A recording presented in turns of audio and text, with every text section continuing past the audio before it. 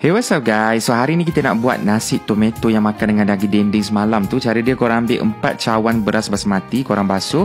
Ini kita rendamkan dalam air selama setengah jam. Okay, next kita tumis 3 sudu minyak sapi, 3 biji bawang merah, ini 3 ulas bawang putih, masukkan halia sebesar ibu jari, 1 kulit kayu manis, 3 bunga lawang, 3 buah pelaga, 3 bunga cengkeh. Lepas tu tumis sekejap sampai bawang tu macam dah layu sikit. Masukkan setengah cawan susu cair dalam tin. Ini korang letakkan 1 cube pati ayam. Lepas tu kacau-kacau lagi. And baru kita tambahkan 4 sudu tomato puree dalam tin. Ini yang buat nasi tomato jadi nasi tomato lah. Okey, lepas tu kita masukkan 1 sudu gula dengan 1/3 sudu garam, 2 helai daun pandan. Kacau-kacau, siaplah kita punya tumisan ni.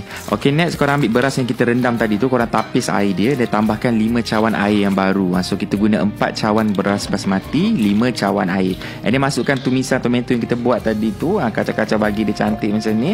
And then barulah kita masak dalam rice cooker. Masak macam biasa je. Tapi bila rice cooker tu dah masak, bila dia dah ting, korang jangan terus buka atau periuk nasi tu. Tunggu dalam 10 ke 15 minit dulu baru buka. And then kita keluarkan segala jenis pokok-pokok kat dalam, daun pandan, kulit kayu manis, bunga lawang tu bawa keluar semua. And then kita boleh lerai-leraikan nasi ni. Yang ni kalau korang lapar boleh makan terus. Kalau nak bagi cantik, hidangkan dalam mangkuk dulu, buat plating, letakkan bawang goreng dengan daun ketumbar. Yang ni optional lah untuk bagi cantik di pagi syawal. Okay, next kita nak buat acar. Ini senang je. Korang potong carrot, lada merah, bawang merah, and also timun. Lepas tu ambil semua ni, gaulkan dalam mangkuk.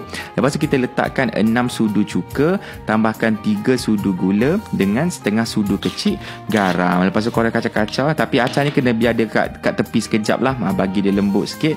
And baru kita boleh hidang. So letakkan nasi tomato yang kita buat tadi tu, campur dengan nasi daging dendeng yang semalam, and also dengan acar kita baru buat tadi. Boleh makan sedap ni, makan di pagi raya nanti. Okay, selamat mencuba.